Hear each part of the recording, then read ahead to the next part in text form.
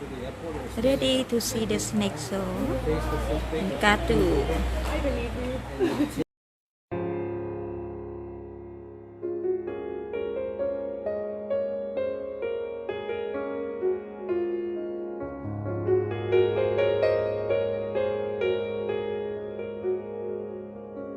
Oh, he put some equipment to protect from snake. This guy, he take care snake, and today we have the show for the children. Ready to see the show together.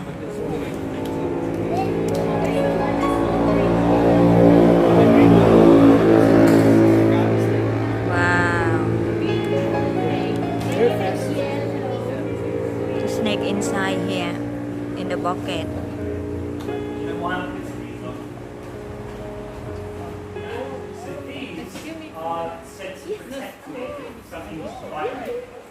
Now, they're not 100% working. You can't pull them quite through, just in case. But it's very, very hard for a snake to bite through. Just to be safe. Have you been bitten before? Just to be safe. No, not by a venomous. As we're going to see today, actually, the way we can, the way I sort of deal with venomous snakes, there's better ways of doing it than others. There's safer ways of doing it than others. The main rule is, unless you're 100% sure, just don't touch it. That's really what it is. Is that if I leave them alone, or if you guys see them out there, if you leave them alone, they will leave you alone. I'm going to prove that to you today with a couple of snakes that maybe aren't very friendly, but I want to show you what happens if you are just playing by their rules, okay? The most important thing, guys, if you are going to touch the snakes, which hopefully you will, do remember to wash your hands afterwards, okay? We're going to be touching a lot of snakes, so we'll just wait until we finish, and then we can wash our hands at the end. Is that alright with everyone, yeah? And if you've got any questions, please ask. I don't mind answering questions, but you guys are sitting perfectly right now, so that's great. Particularly when things like the cobra and stuff come out, I need to concentrate. Hi there. So if we could just be a little bit quieter when those kinds of animals come out, I'd really appreciate that. Should we get the first snake? Okay, this first snake, oh no, it's everywhere. This first snake is not a friendly snake. I've got to bring this snake out first because I want to show you just what it's like. Hi there, come and join us down here. Just what to do if you see any snake. So because he's still quite new. He's not used to me, and I'm definitely not used to him. Can you see there's a couple of words up there? Maybe you haven't seen those words before. So the middle one, you see that arboreal? Does anyone know what that word means? Arboreal. Arboreal? Okay, so arboreal has something to do with where he lives. Can you guess where he lives? In the trees. So arboreal means they live in trees. And a really big giveaway that he's an arboreal snake is look how long he is. Really long and thin. The long and thin snakes, not always, but generally will be tree climbing snakes. And he is venomous. Yes, I'm holding a venomous snake, but that doesn't mean he's dangerous. This is really, really important to understand. That one that we can hold. Oh, we meet one more snake. Okay. So all of the snakes we're going to see today are from Thailand. Most of them are actually found here in Phuket. That being said, I've got one snake that I want to introduce you first that is not from Thailand, but I want you to meet him because he's a really, really, really sweet snake. And he's great at introducing people to new snakes. All right, so I'm going to introduce you to him. He's not actually up here, unfortunately, not yet. But he comes from America, and he's very, very, very common in the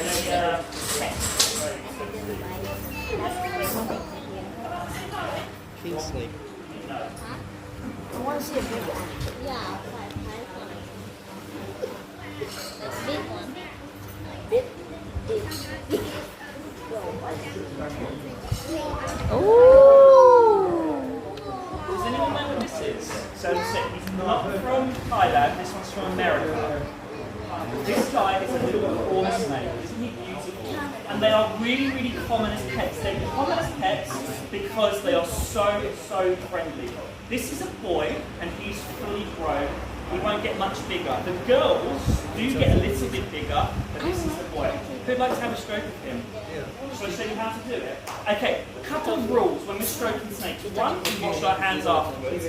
But the first rule is when we stroke them, we always stroke downwards towards the tail. So if I put his head up here, you can see this is his tail, this is his head, and we always stroke downwards in this direction. That's because the scales are all pointing downwards. So it's just nicer. It's a bit like you stroking your fingernail up. It just doesn't feel as good as stroking it down. Where are you going? So this one isn't venomous.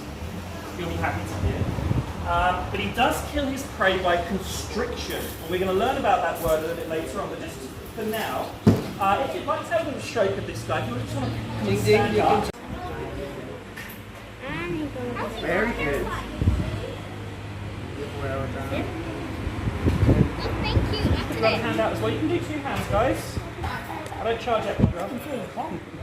Well done.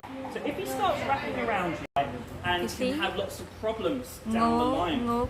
But these guys aren't aggressive. The biggest problem most times when people get bitten by them is by accident. Today, I hope you're going to learn there's two main ways people get bitten. Accident, like I'm going to show you in a minute, and agitation. By that I mean people picking them up, people trying to take photos with them and trying to make them strike you. If you just leave them alone, look, this is a completely venomous snake. He's still got his fangs, he's still got his venom, and I'm sitting right here, and I'm not in any danger. He's not going to strike, he's not going to attack me, because I'm not trying to hurt him. But imagine this. These trees here, they don't look it, but these trees are full of tea leaves. They're not actually, but imagine. Your job is to pick as many tea leaves as you can in one day. So you want to do it really, really quickly. Yeah. So imagine if you're picking these leaves up of the trees, would you see that really, really, if you're doing it really, really quickly, you're really busy throughout the day, would you see that? Would you be paying attention to that? No. This is when accidents happen. So the snake is not being aggressive, he's just protecting himself because he sees a hand coming towards him.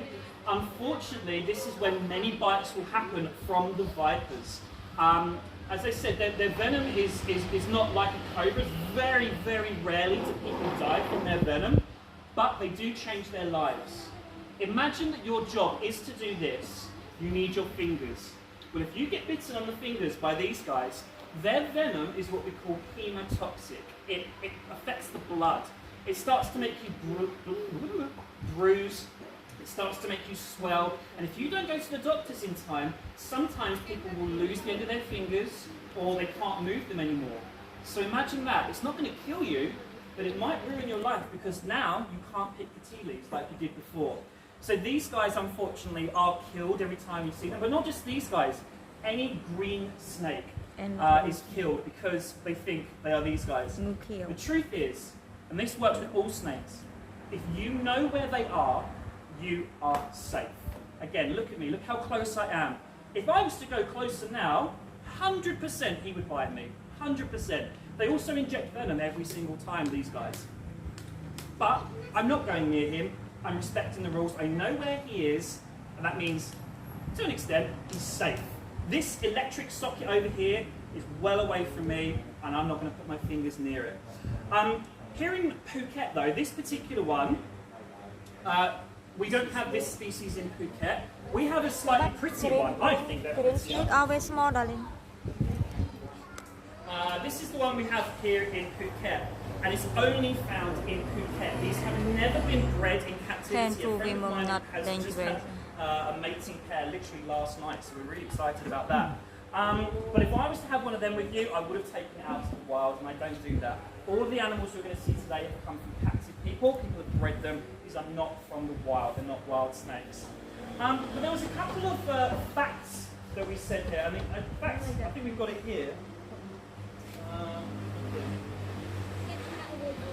Does anybody know what that is? Oh. This is just a zoom. This is a close-up of his face. You will notice on the big picture, he does have nostrils like us. He's got two tiny little nostrils. But he's also got really big holes. So he's got two nostrils and two big holes. Does anyone know what those big holes are? This is what makes them amazing for me. Those are heat-sensing pits. He's going to do that to you. He's going to wrap round. He is not doing it to hurt me, and my hand isn't going to turn blue, or it shouldn't anyway. Remember, I'm just a tree branch, and if my tree branch breaks, he needs to make sure he's holding on to something. If he's a bit bigger, remember these guys get really, really big, and they start doing this, that can be a problem. They don't mean to do it aggressively. It's just their instinct to wrap around. 1 minute. You guys want to have a hold? Yeah. Okay, let's have a stroke first. Just remember, we stroke downwards towards the tail. Can't hear? We stroke downwards. So this is the reticulated python. This particular one, they don't normally look like this in the wild. We're going to see one which has much more wild coloration. But this particular one was bred to look this colour. They're not normally this high in yellow here in Thailand. They're beautiful, aren't they? Yeah. So remember what we were saying about holding them. We're going to do a hold in a minute after we touch it. Yeah. Wow. When we hold them, we keep our hands really, really loose. This guy in particular is very, very strong, and he's much better at squeezing than we are. Down here, my darling. Perfect. Well done. Excellent. Would you guys like to have a hold? Yeah. Okay, so put your hands out here. Put your hands out in the woods. And remember, keep your hands loose. If you are by the tail and he starts wrapping around you, please do not panic, okay? He's just holding on. He's not going to hurt you, okay? He's just holding on. So hands out if you'd like to have a hold. Keep them nice and loose. Perfect. Here we go.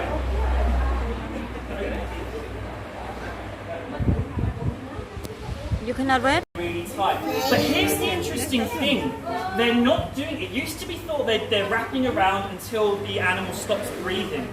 But sometimes these guys will eat animals that can hold their breath for a long time, 15, 20 minutes. It's not the breath that kills the snake, the animal. What they do is they wrap around so tight that the blood can't flow anymore. And it drops their blood pressure and it gives them a heart attack. Wow. Okay. So we're now going to look at the monocled cobra, which is probably the most common venomous snake you're going to meet in Thailand. But again, I want to make the point that just because they're common, just because they have a lot of venom, doesn't mean they're coming up.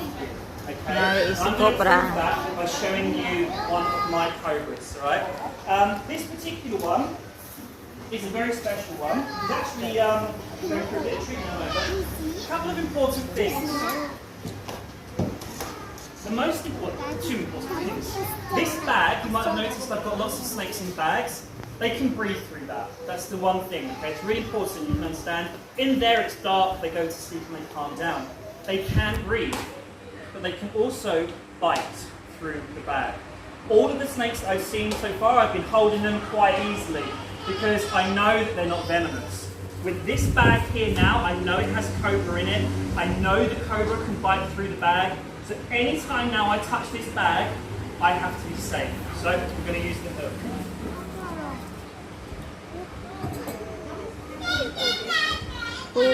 What today? Well, these guys live with me. So, Is it the one that is just so okay, so we're going to get him out now. We're gonna get him out. We're gonna take him out. So really important, guys. If you're just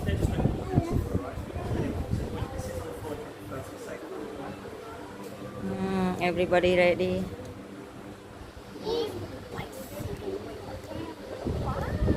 What I've done here, I've created a space now. I know the cobra is on this side, and this side is safer. He can't get through because I've got the pole there. So this side, I know, is better to open up. I wouldn't touch it with that side. Let's open this up a bit more.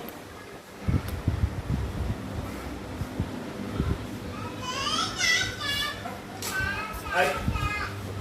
You guys ready? Yeah. Michael, are you ready? You ready? And His name is Cactus Snake, Krishna. and Cactus Snake has. Krishna. Hi. Oh. Oh, the white snake. It's a white one, so beautiful. Very pretty, isn't it? Yeah. Ah, that's a cobra, but the white If you one. could just go around this side, please, my darling. Thank you. So, this is important to know. come over here. One, this is a fully venomous monocled cobra. Baby here. I have not taken the fangs out. I have not taken the venom Yes, out. enough This venom. snake could easily bite me and has enough venom in it to cause me a lot of problems and kill me. In fact, it could kill quite a few people with one bite. But notice though, Sorry, that it's not trying to attack me. Can you see that? There's a couple of reasons. One, he's broken the snake. This particular cobra, he very rarely will do that. He's quite used to people, but also I'm not doing anything to make him scared. When you see the snake shows here in Thailand, or you see on horror movies, and you see the snake, the cobra's doing this, they're doing that because they're scared. Don't touch. This particular one has just one. But you'll notice these are different colour to the one that was on the TV. This one's an albino, so they wouldn't happen in the wild. This colour is just in captivity, because remember, they couldn't camouflage well. Have you ever seen what happens with cobras when they get caught by people here? Have you ever seen that? Really, really common. There's two main ways that people will catch them. One is by using what they call a noose. So they'll put a rope around its neck and tighten it really, really tight. Which is obviously dangerous for the snake. They can't breathe. They've got lots of delicate bones around there. The other way they'll do it is they'll get somebody, like somebody who wants to show off to the TV or something, and go behind the head, pick it up like this, and then show everybody, and then maybe have some photos taken. All of this is dangerous for the snake and dangerous for the person. Let me show you what a little bit of training can do and how easy it is to catch a cobra. As I said, this is only something that I do because I've been doing it for a long time. At no point do I recommend you guys doing this, but it's just to prove a point of just how weedable they are, how unnecessary it is to be touching them, picking them up and throwing them all about. It's just not needed. All we have to do is give him something he wants. A cobra, and most snakes, just want to hide. They want a dark middle place. So this, all I have to do is give him a dark place, and he should, in theory, catch himself. How Let me show you. to catch the cobra. Oh, it's a snake too. So as I said, this is a cactus snake, but this works with wild ones as well. It just doesn't do it as quickly. And all I do is I show him a tunnel. His natural instinct is to go in the tunnel. So I don't have to pick him up. I don't have to catch him by the head. Those are all dangerous. The only thing I can do now to help him is give him a little tickle. Tickle on the tail here. And in this, no, keep going please. Here you go. Here you go. Here you go. No, go forward please.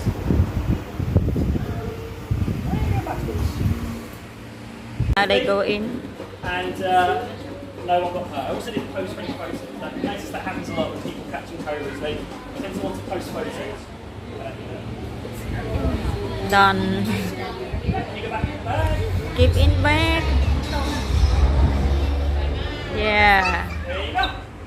That is how you catch a cobra. So what we're going to do now, guys, I'm going to corner this area off because I've got one more snake I want you to meet, and this is a snake that you can all help with. Okay. Let's just make this situation safe first. One more snake coming.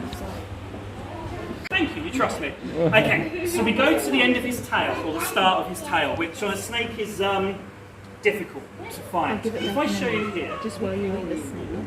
Oh. can you see there is like a little hook here, and I'm going to get up on the TV in a minute, and a little hook here, see? A hook and hook. Okay, step back, let me show you on the TV. Those are the ends of his legs. Now, he doesn't use those legs anymore. This was a long, long, long time ago. They're what we call vestigial limbs. They don't use them anymore. But it's evidence that his ancestors, his great-great-great-great-granddad, used to have legs. And now all that's left is the leg bones. So you can see those are the femurs. The femur is still there in them. And these little claws that go on the ends. So guys, would you like to, 1, meet him, or 2, have him go across your legs? You want to try that? Okay. If we can make a line then, all heavy, yeah. So he's wrapping around you, don't panic. He's armless. Don't panic. Yeah. Pardon? Yeah, and he will. So once he's realised what's going on, he will start falling asleep. Is anyone good at doing a staring competition? Do you know what staring contest is? The first one to blink loses, okay? I want you to try it with this guy here. Try a staring contest, alright? So the first person to blink loses, okay? So ready? Keep blinking first, and then we'll stop blinking. Okay, you ready? 1, 2, 3. Keep your eyes open. Don't blink. Who's going to win? Oh, I can see some blinking already. There was a blink over there. So now, guys, I'm not being fair. He doesn't blink. He hasn't got any eyelids. He can't close his eyes. His eyelids are like goggles over his face, so he can actually see this piece of skin called the brill, but he doesn't blink. You'll never see a snake close their eyes. How do you know when they're asleep? Well, a bit like a few people I know.